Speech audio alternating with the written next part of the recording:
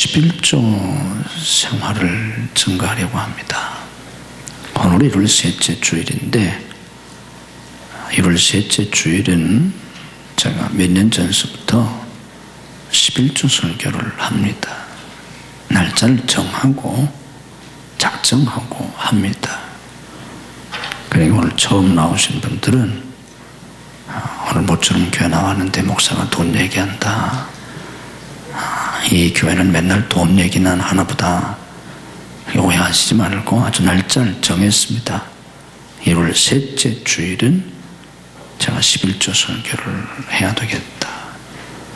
그 이유가 뭐냐고 하면 11조 생활을 하는 건 우리 신앙생활에 아주 중요합니다. 왜 중요한지는 이제 제가 설명을 해 드릴 것이고, 11조가 걸리면 거기서 신앙은 수독됩니다. 더 이상 신앙이 자라지 못합니다.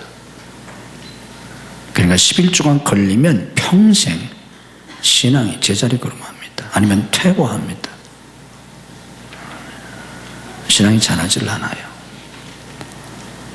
또 11조를 한다고 하는 것은 단순한 헌금의 문제가 아닙니다. 이제 설명을 해드릴 텐데, 그래서 너무나 중요한 문제이기 때문에 제가 1년에 한 번은 설교를 좀 해야 되겠다, 그런 생각을 가지고 제가 몇 년 전서부터 11조 설교를 하는데, 1월 셋째 주일날 꼭 날짜를 정하고 하는 이유는 1월달이 넘어가면 또 금년에 또 11조 못합니다. 안 튼 사람들. 그래서 작년까지 안 하던 사람들도 금년부터는 1월부터 11조 생활을 하기를 바라서, 또 해도 제대로 못하던 사람들이 또 금년부터는 온전한 11조 생활을 하게 하기 위해서 1월 셋째 주일 아주 날을 정하고 제가 1년에 한 번 11조 설교를 하니까 그렇게 아시고 마음을 열고 설교를 들으시기를 바랍니다. 이 11조를 드리는 문제는 단순한 돈의 문제가 아니라 우리 신앙생활에 아주 결정적인 근본적인 문제가 되는 그런 신앙의 한 요소인데, 이게 왜 이렇게 중요한가, 11조의 의미가 뭔가, 또 11조를 드리면 어떤 축복을 받게 되나, 또 11조를 구체적으로 어떻게 드려야 되나, 제가 오늘 15가지를 정리했습니다. 5가지씩. 이걸 다 여러분들에게 자세하게 말씀드릴 수는 없고, 중요한 핵심만 여러분들에게 설명을 자세하게 해드리고, 나머지는 쭉 여러분들에게 정리만 해드릴 테니까 잘 들으시고 깨닫고 이 축복을 누리시기를 주님의 이름으로 축복합니다. 오늘 제가 설교 제목을 11조 생활이라 그랬습니다만 따라서 하십니다. 11조 생활. 왜 11조 생활이라고 제목을 정했는가 하면, 11조는 단순히 11조를 드리는 것으로 전부가 아닙니다. 11조를 단순히 드리는 게 문제가 아니고 11조 생활을 해야 합니다. 왜 하나님이 11조를 하나님의 백성들에게 하라고 하셨나, 11조를 드리는 의미가 어디에 있나, 그걸 깨닫고 중요한 건 11조 생활을 해야 합니다. 그러니까 여러분들이 오늘까지 11조를 드렸다고 할지라도 11조를 드린 것뿐이지 11조 생활은 하지 못하는 사람이 너무 많습니다.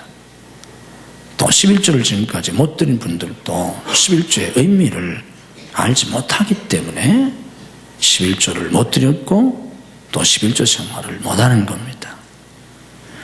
자, 왜 11조를 드리나, 11조의 의미가 뭔가 5가지 의미를 제가 정리했는데, 그 중에 가장 중요한 건 2가지입니다. 이 2가지를 여러분들이 잘 깨달으셔야 11조를 제대로 할 수 있고 또 11조 생활을 할 수 있습니다. 나머지는 그렇게 중요하지 않습니다. 이 2가지가 11조의 핵심인데, 이 11조를 드리는 그 의미의 핵심이 뭐냐고 하면 하나님께 대한 믿음과 사랑입니다. 11조는 하나님께 대한 믿음과 사랑의 고백입니다. 따라서 합시다. 11조는 하나님께 대한 믿음과 사랑의 고백이다. 자, 이것이 11조를 드리는 의미라면 11조를 안 드리는 사람은 하나님 안 믿는 사람입니다. 충격이 될 수도 있지만 받아들이셔야 합니다. 엄밀한 의미에서 11조를 안 드리는 사람, 좀 좋게 말하면 하나님을 믿기는 하지만 하나님을 믿고 살지는 않습니다. 11조를 드리는 첫째 의미가 뭐냐고 하면 나는 하나님을 믿고 삽니다 하는 신앙 고백입니다. 따라서 합시다. 나는 하나님을 믿고 삽니다. 그 신앙의 고백으로 드리는 거예요. 그런데 11조를 안 드리는 사람도 그렇고 11조를 드리는 사람조차도 오늘 우리 신앙의 문제가 뭐냐고 하면 우리가 다 교회 나오는 사람 다는 아니지만 좋게 말해서 다 하나님을 믿습니다. 어떻게 믿습니까? 머리로 믿습니다. 하나님을 믿어요. 여러분 가운데 뭐 국수수 빼는 건 다 하나님을 믿지 않겠습니까? 그런데 여러분 가운데 실제로 하나님을 믿고 사는 사람은 여기 몇 명이나 되겠습니까? 누가 하나님을 믿고 삽니까? 하나님을 믿고 사는 사람 별로 없어요. 오늘 제가 2부 예배 때 그 교사들이 많이 나오니까 아이들한테 물어봤어요. 너 하나님 믿고 사냐? 너 하나님 믿고 학교 다녔냐? 너 하나님 믿고 지금까지 먹을 거 입을 거 학교 등록금 걱정 않고 살았냐? 걔들이 하나님 믿고 살았어요? 누구 믿고 살았어요? 엄마 아빠 믿고 살았잖아요. 걔들이 엄마 아빠 믿고 먹을 거 입을 거 걱정하지 않았고 지금도 그렇고 지금도 대학을 다니고 있고 엄마 아빠 믿고 살았지 하나님 믿고 살았어요 걔들이? 여기에 많은 자매님들 여러분이 하나님 믿고 삽니까? 남편 믿고 살지? 남편 믿고 살잖아요. 남편이 나 먹여주고 입혀주고 생활을 책임져주고 내 남편이 괜찮을수록 뭐 직장도 괜찮든지 뭐 사업을 잘 하든지 남편이 뭐 책임져주겠지. 남편 믿고 살지 않아요? 아멘 한숨도 안 하네. 남편 안 믿고 살아요? 남편 죽으면 걱정 안 돼? 남편 죽으면 걱정 안 되겠어요? 남편 믿고 살잖아요. 남편이 없다고 가정해봐. 어떻게 살겠어요? 남편 믿고 살잖아. 많은 자매님들이. 그렇잖아요. 하나님 믿고 살아? 남편 믿고 살지. 남편이 괜찮으면 남편을 믿고 걱정하지 않지. 먹고 사는 거 남편을 믿고 걱정하지 않고 살지. 하나님 믿기 때문에 먹고 사는 거 걱정 않고 삽니까 여러분? 자매님들 솔직히 얘기해요.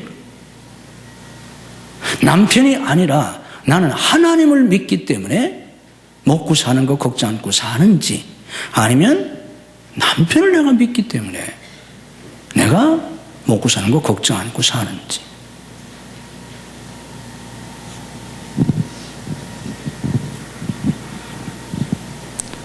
우리는 하나님을 믿기는 하지만 하나님을 믿고 살지는 않아요. 비극입니다. 남자들은 하나님 믿고 살까요? 남자들은 아내를 믿고 삽니까? 뭐 그런 사람도 있을 거예요. 자기는 아내 믿고 사는 남자 손 들어봐요. 요즘도 그런 사람이 점점 늘어나요. 그런 남자들이. 아내 믿고 사는 사람. 있을 수 있어요. 그럼 대부분 남자들은 부인 믿고는 살아. 누구 믿고 살아요?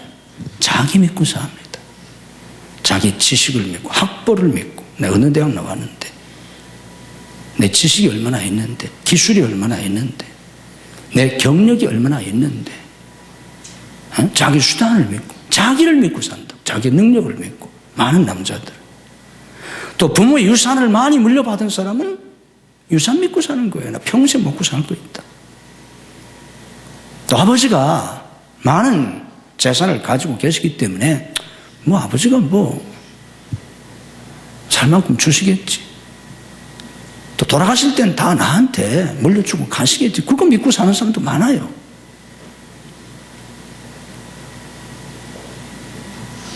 우리가 하나님을 믿는다고 하지만 머릿속으로 믿는 거. 또 좀 믿음이 있는 사람이 마음속으로 믿긴 믿지만 생활 속에서 하나님을 믿고 사는 사람은 별로 없어요. 심지어 목사도 얼마든지 그럴 수 있어요. 목사는 하나님 믿고 사는 줄 알아요? 목사의 유혹이 뭔지 알아요? 목사의 유혹 중에 하나가 교인을 믿고 싶은 거예요. 교인을 믿고 싶은 거예요. 그래서 정말 믿고 의지할 수 있는 그런 교인이 생기기를 바라고 그런 교인을 보내달라고 기도하는 거예요. 저도 마찬가지예요. 근데 제가 수십 년 기도해도 그런 교인이 한 명도 안 생기더라고. 내가 수십 년 뒤에 깨달았어요. 왜 하나님이 그런 교인을 안 보내주실까? 우리 교인들 보면 다 착하고 괜찮지만 고만고만하잖아요. 대단히 죄송하지만 제가 안심하고 믿고 의지할 수 있는 교인이 우리 교인 중에 한 사람도 없어요. 대단히 죄송하지만. 서로가 생각해봐. 내가 누구를 의지하고 내가 목회를 하겠어? 당신을 믿고 하겠어? 동료 옆에 있는 비슷한 사람을 믿고 내가 목회를 할 수 있겠어? 그렇잖아. 내가 평생을 기도했는데 하나님 안 보내주시더라고요. 근데 포기했어요. 깨달았어요. 하나님이 왜 그런 교인을 안 보내주실까? 이유를 알겠죠. 하나님 믿고 살아라. 죄송하지만 내가 여러분을 믿을 수 없기 때문에 내가 하나님을 믿습니다. 여러분 가운데 정말 내가 하나님처럼 믿을 수 있는, 그래서 탁 맡기고 내가 마음대로 할 수 있고 걱정하지 않을 수 있는 교인이 만약 있다면 내가 그 교인 믿고 목회하지 않겠어요? 그 교인한테 맡기면 될 거고. 그런 교인이 있나요? 없더라고. 평생 기도해도 하나님 안 보내주시더라고. 그래서 나는 할 수 없어서 내가 하나님 믿고 목회를 하는 거예요. 저는 물론 이런 훈련을 어렸을 때부터 했어요. 빈손 들고 내가 공부도 하고 빈손 들고 교회를 개척해서 목회를 하면서 아무것도 의지할 게 없으니까 돈 한 푼 없이 교회를 개척하고 살았으니까 학교 다닐 때도 빈손으로 공부를 했고 그럼 어떡하겠어요? 하나님 의지할 수밖에 없잖아. 11조 신앙이 바로 그런 거예요. 나는 하나님을 믿고 삽니다.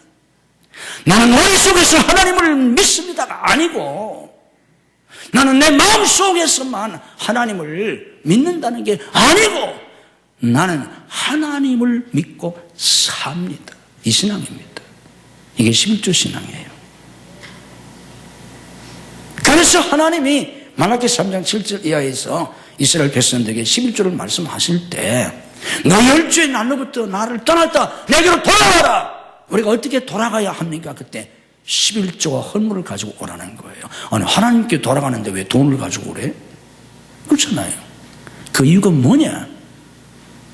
너희들이 왜 하나님을 떠났냐? 조상 때부터 돈 때문이라는 거예요. 하나님을 믿고 살아야 하는데 더 근원적으로 올라가면 인간이 에덴 동산에 살았을 때는 타락하기 이전에는 하나님 믿고 살았어요.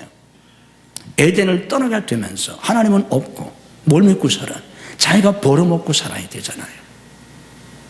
에덴을 떠나면서부터 인간은 자기가 먹고 사는 문제를 해결해야 됐어요. 그때부터 인간은 물질을 의지하고 삽니다. 먹을 게 있으면 안심이 되고 먹을 게 없으면 걱정이고. 여러분 생각해 보세요. 제가 이부배 때는 물어봤어요. 월 연초가 됐을 때 한 달 충분히 살 돈이 있으면 걱정되겠어 안 되겠어? 걱정 안 돼. 근데 월말에 요즘 뭐 봉급을 언제 주는지 잘 모르지만 옛날에 다 월말에 줬었는데 지금은 뭐 그지도 않지만 해요. 월말에 봉급을 받았는데 월초분이 다 떨어졌어. 걱정되잖아요. 돈이 있으면 걱정이 안 되고 돈이 떨어지면 걱정인 거예요. 하나님이 있으면 걱정이 안 되고 하나님이 떨어지면 걱정이 아니라 하나님 떨어져서 걱정해 본 사람이 있어요? 좀 쉽게 말해서 돈 떨어졌냐 하나님 떨어졌냐 그 똑같은 표현을 쓴다면 하나님 떨어져서 걱정해 본 사람이 있냐? 누가 하나님 떨어져서 걱정해? 돈 떨어져서 걱정하지. 하나님 떨어져서 걱정하지 않아. 우리는 돈 떨어져서 걱정하지. 그렇잖아요. 응? 하나님이 계시기 때문에 마음이 든든한 게 아니라 뭐 그런 사람도 그런 믿음을 가질 수 없는 건 아니지만 다 먹고 살 게 있으니까 걱정 안 되는 거예요. 돈이 있으니까 염려가 안 되는 거고. 실제 생활은 우리는 하나님을 믿고 살지 않습니다. 애들은 부모 믿고 사는 거 고아나 하나님을 의지하고 살겠지요. 부모가 없으니까. 그리고 부모가 있어도 자기를 먹여주고 가르쳐줄 수 없는 무능한 무력한 부모 밑에 있는 애들이나 하나님 믿고 살지. 애들이 다 부모 믿고 살지 누굴 믿고 살겠어요? 하나님 믿고 안 살아요. 우리 애들도 마찬가지예요. 우리 애들이 하나님 믿고 지금까지 살았어요? 부모 믿고 살지. 심지어 우리 딸 같은 시집 가는데도 나를 의지하고 산다고. 시집 가는데도 그렇잖아요. 다른 집 애들도 마찬가지 아니겠어요? 아내는 남편 믿고 사는 거고 남편이 참 믿을 수 없는 사람 빼놓고는 남편 믿고 살잖아요. 남편은 뭐 믿고 살지? 아까 말씀드린 대로 자기의 지식을 믿고 살고 기술을 믿고 살고 자기의 능력을 믿고 살고 자기 직장을 믿고 살고 또 그 자기 믿고 사는 거 아니에요? 자기 능력을 믿고. 11조가 왜 그렇게 중요한가 하면요, 11조 신앙은 나는 하나님을 믿고 산다는 거예요. 이게 11조 신앙입니다. 11조 드리지 않는 사람은 하나님 믿고 안 사는 사람들이에요. 실제로는. 그 신앙 고백으로 11조를 드립니다. 깨달을 수 있기를 주님의 이름으로 축복합니다. 다시 한번 믿음으로 고백합시다. 나는 하나님을 믿고 삽니다. 중요한 게 뭐라고요? 사는 거예요. 머릿속에서 하나님 믿는 게 아니고 이론적으로 하나님만 살아 계시다는 걸 아는 게 아니고 그 백날 알아도 소용없어요. 그 하나님 믿고 살진 않잖아.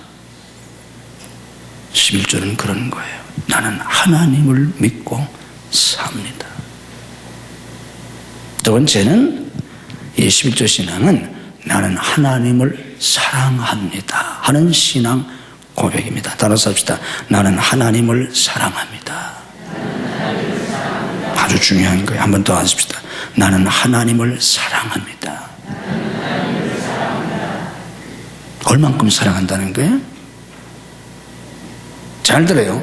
11조에 대해서 대부분 그리스도인이 착각하는 결정적인 착각이 있어요. 오해가 있어요. 그게 뭐냐고 하면 11조는 이따 좀 설명해 드리겠지만 설명할 시간은 없고 쭉 제가 정리만 해드릴 텐데 11조는 소득의 10%를 드립니다. 이익의 10%를 드려요. 매출액의 10%가 아니고 소득의 10%를 드리는데 많은 사람이 착각해요. 11조는 수입의 10분의 1을 드리는 것으로 착각해요. 물론 11조는 소득의 10분의 1, 10%를 드려요. 그러나 잘 들으세요. 그러나 11조 신앙은 내가 수입의 10분의 1, 10%를 드립니다 하는 신앙은 아니에요. 이걸 아셔야 돼요. 만약에 11조 생활을 하는 교인들이 11조를 드리면서 내가 하나님께 내 수입의 10분의 1을 드리겠습니다 하는 마음으로 11조를 드린다면 우리 하나님 너무 불쌍해요. 우리 하나님은 너무 불쌍하신 하나님이에요. 우리 주님은 너무 불쌍하신 주님이세요. 만약에 교인들이 그런 마음을 가지고 11조를 드린다면, 그리고 그걸 어떻게 하나님이 받으시겠어요? 나 같아도 안 받아. 그런 11조 저 같아도 안 받아. 11조는요 그런 게 아니에요.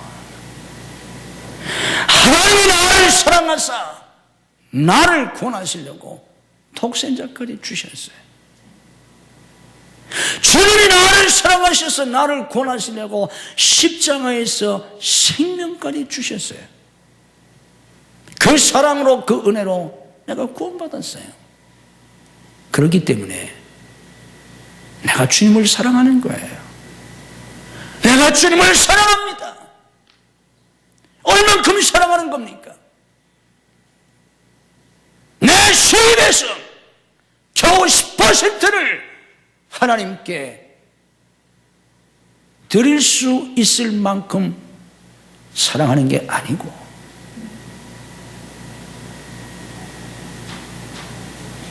수입의 10%가 아니라 다 드릴 수 있어요.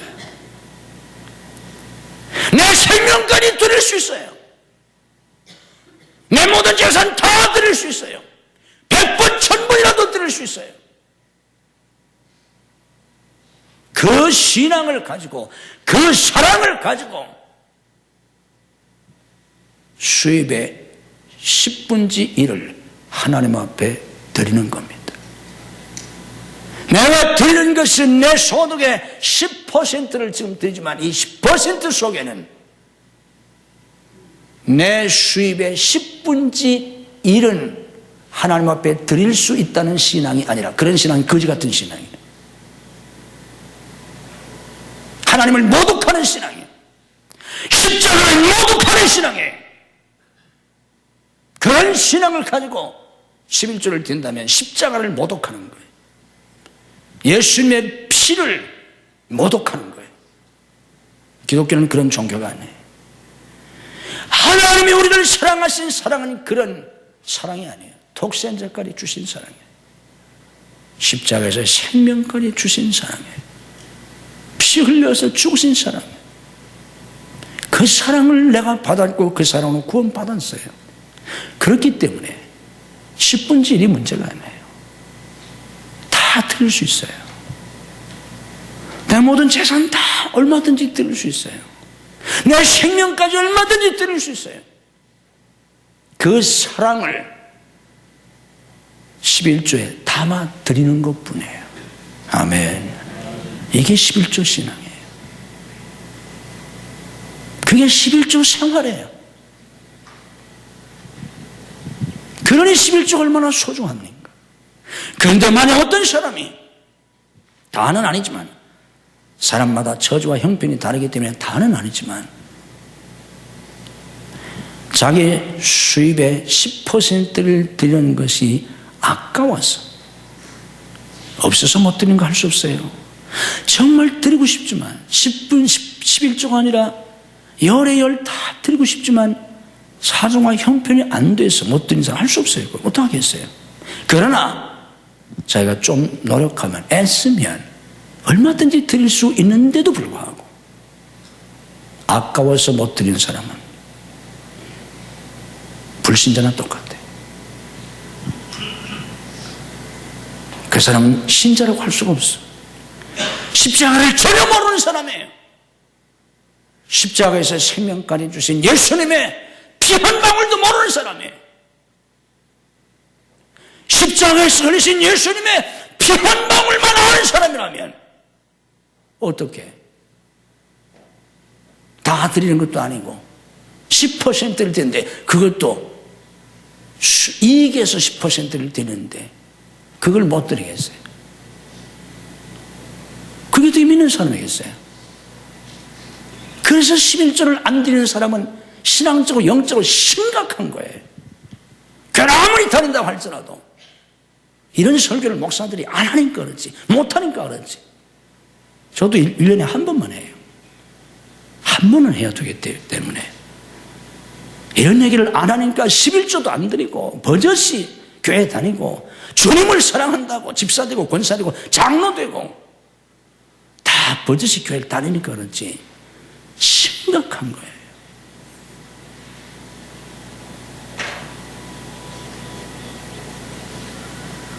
(11조는) 하나님을 사랑하는 신앙 고백입니다. 내가 주님을 사랑합니다. 그 마음을 담아서 드리는 거예요. 열의 하나를 드리는 게 전부가 아니에요. 11조 생활은 내 모든 것, 내 생명까지도 하나님께 드릴 수 있습니다. 드리고 싶습니다 하는 신앙의 고백입니다. 나머지는 별로 중요하지 않아요. 그냥 정리만 해드리겠습니다. 세 번째는 하나님 제일주의 신앙입니다. 그래서 하나님께 먼저 드리는 거예요. 네 번째는 심고 거두는 신앙입니다. 하나님의 축복의 원리가 심고 거두는 거예요. 그래서 하나님이 우리에게 더 큰 복을 주시려고 먼저 11조를 드리게 하시고 거기에 싸울 것이 없도록 복을 주신다고 약속하셨습니다. 아멘. 심고 거두는 신앙이에요. 다섯 번째는 청지기 신앙. 이건 좀 중요한데 설명할 시간이 없어요. 그게 뭐냐고 하면 11조 신앙의 중요한 의미가 하나님이 내 인생의 주인이십니다 하는 신앙입니다. 믿음으로 고백합시다. 하나님이 내 인생의 주인이십니다. 그게 11조 신앙이에요. 뭐냐고 하면 물질의 주인이 하나님이십니다. 내 모든 주인이 하나님이십니다. 저는 단지 청지기일 뿐입니다. 이게 11조 신앙입니다. 내가 주인이 아니고 청지기일 뿐입니다. 관리자일 뿐입니다. 이 신앙이 11조 신앙입니다. 그래서 열의 하나를 하나님 앞에 드리고 열의 아홉은 내 마음대로 쓰겠다는 게 아니에요. 11조 신앙이 아니에요.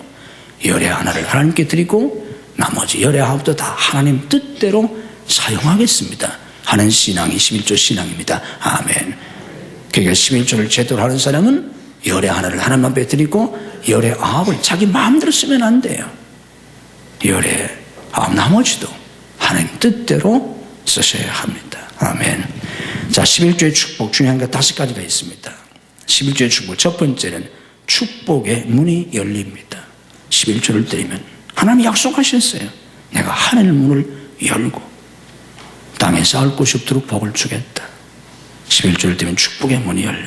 아멘. 두 번째는 쓸데없는 지출을 막아주세요. 황충을 금해주겠다. 세번에게 메뚜기를 금해주겠다.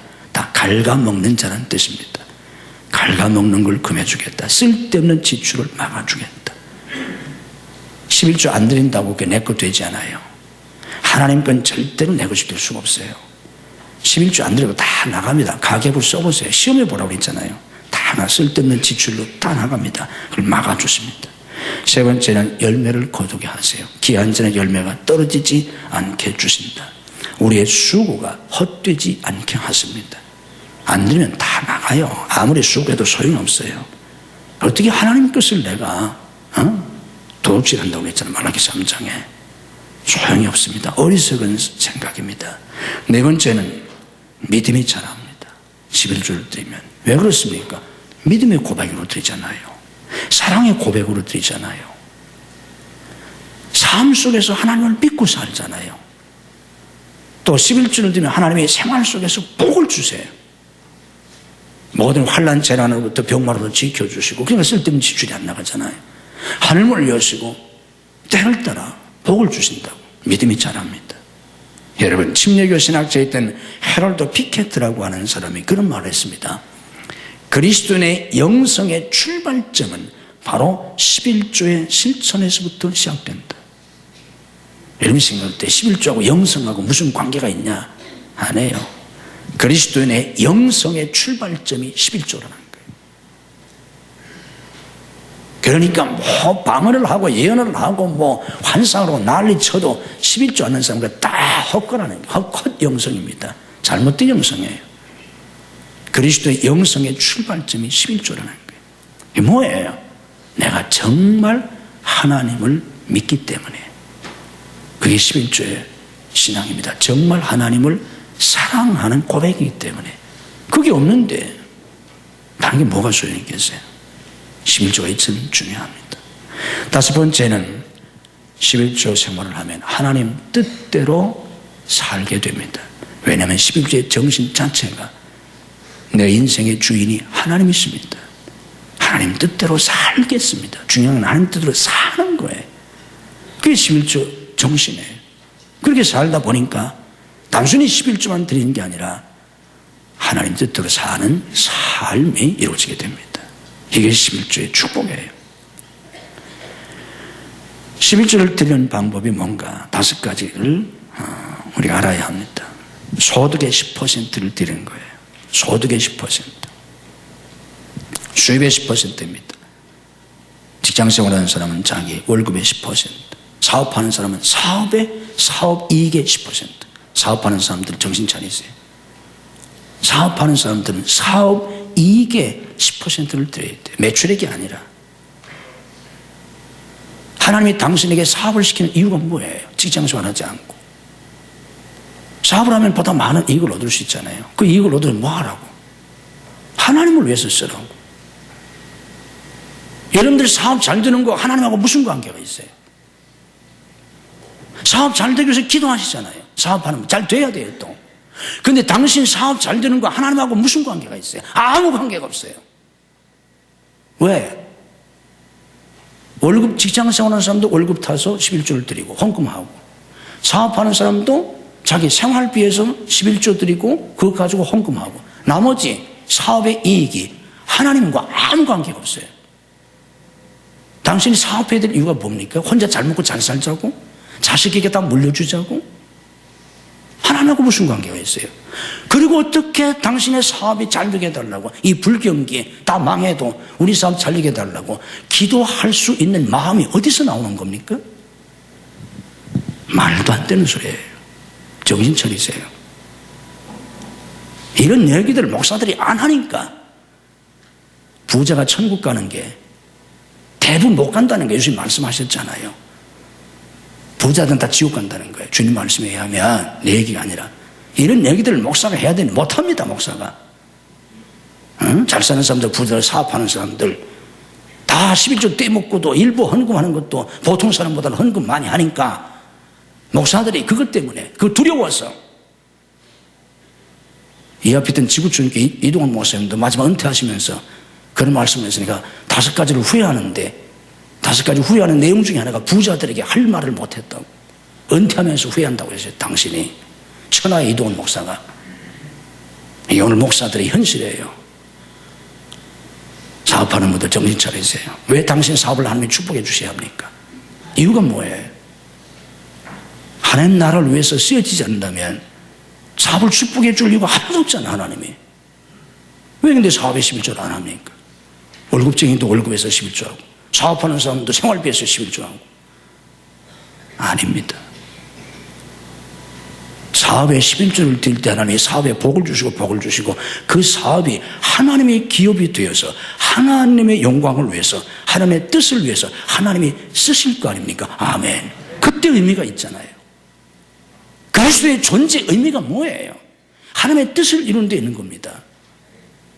우리의 존재 의미가, 삶의 의미가, 그리스도의 삶의 의미는 하나님의 뜻을 이루는 데 있는 거예요. 맨날 주기도 드리잖아요. 뜻이 하늘에서 이루는 것 같이 땅에서도 이루어지이다.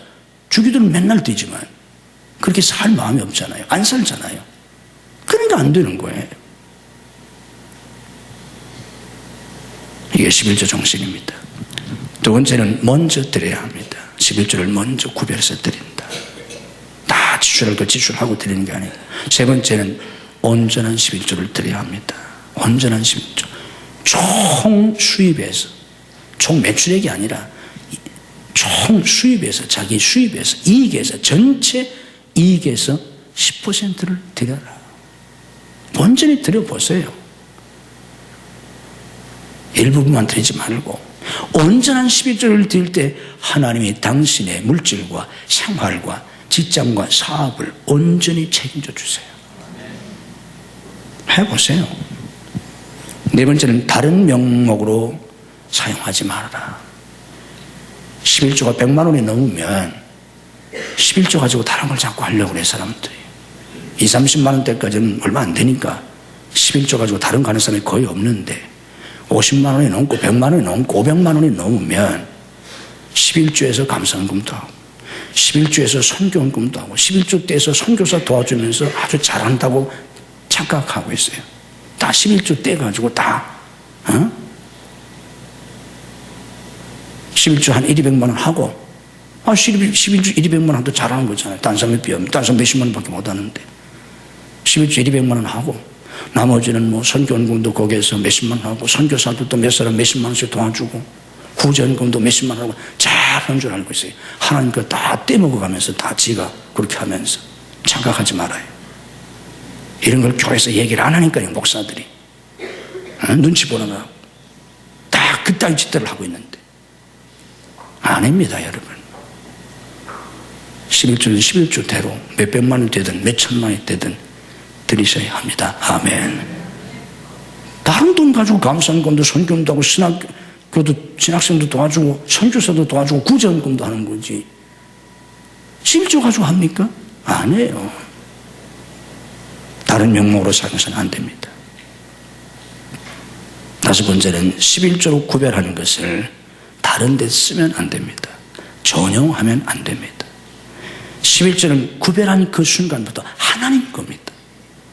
성경이 엄격하게 금하는 게 있어요. 성경이 절대적으로 금하는 게 뭐냐면 성물에 손대지 말라는 겁니다. 성물에 손대지 말아라. 성물에 손대면 망합니다. 죽습니다. 우사가 법궤를 옮길 때 수레에 싣고 법궤를 옮겼잖아요. 그러니까 소들이 뛰니까 수레가 막 움직이니까 법궤가 떨어지게 생겼잖아요. 법궤가 떨어지게 생기면 어떻게 합니까? 붙잡아야 되잖아요. 우사가 붙잡았습니다. 그 자리에서 죽었습니다. 아니 법궤가 막 소들이 뛰니까 떨어지게 생겼으니까 마차에서 수레에서 떨어지게 생겼으니까 붙잡았잖아요. 잘한 거잖아요. 아니 막 법궤가 떨어질 텐데 하나님의 법궤가 붙잡은데 그 자리에서 죽여버렸어요. 우사를. 이게 베레스 우사라는 거예요. 왜? 성물에 손댔다. 성물에 손다면 망합니다. 죽습니다. 세상 없어도 성물에는 손대지 말아라. 그래서 교회에 손댄 역대 왕조, 권력자들, 모든 불신자들이 다 망한 거예요. 성물에 손대면 망합니다. 내가 11조를 구별해놔서는 그 시간부터 그 내 거 아닙니다. 집에서 떼놨다고 할지라도 그 순간도 내 거 아니에요. 하나님 거예요. 그리고 딴 데 쓰지 마라. 아무리 급하다고 할지라도 꼬주지도 말고 딴 데 쓰지 마라. 성물이니까. 이게 11조 생활입니다. 11조를 잘하는 사람들은 11조만 하지 않습니다. 아까 말씀드린 것처럼 자기 생명까지 드리겠다고 하는 신앙인데 뭐 11조가 문제될 게 없지요. 빌 존스라고 하는 사람은 사업가인데 어렸을 때부터 교회 다녔어요. 교회 학교 출신이에요. 사업을 하면서 하나님을 떠납니다. 그러면서 죄 짓는 생활을 했어요. 그러다 보니까 가정이 문제가 생깁니다. 그때 자기 친구가, 믿음 좋은 친구가 권면합니다. 너 어렸을 때 교회 다니지 않았냐? 이제라도 신앙생활을 다시 회복해라. 그 친구의 권면을 듣고 다시 교회로 돌아옵니다. 하나님 앞에 회개하고 은혜 받고 신앙생활을 잘해요. 그 부인도 가정이 회복됐습니다. 그때부터 11조를 했어요. 하나님이 가정도 행복하게 만들어주시고 사업도 더 잘 되게 해주셨어요. 처음에 11조를 드리다가 이 사람은 나중에 10의 8조를 드렸습니다. 10의 8조를 드리면서 전 세계 다니면서 특별히 사업하는 사람들에게 상류층에 있는 사람들에게 전도를 했어요. 전 세계 다니면서 한국에 와서도 이분이 그래서 사업가들을 모아놓고 전도를 했습니다. 11조 정신을 가지고 생활을 하면 11조를 단순히 드리는 게 아니라 11조 생활을 하면 살아계신 하나님께서 여러분 삶 속에 축복의 역사를 베풀어 주십니다. 금년부터라도 꼭 다시 온전한 11조 생활을 할 수 있는 여러분 가정들이 되시기를 주님의 이름으로 축복합니다. 우리 함께 찬양 드리면서 헌금하겠습니다.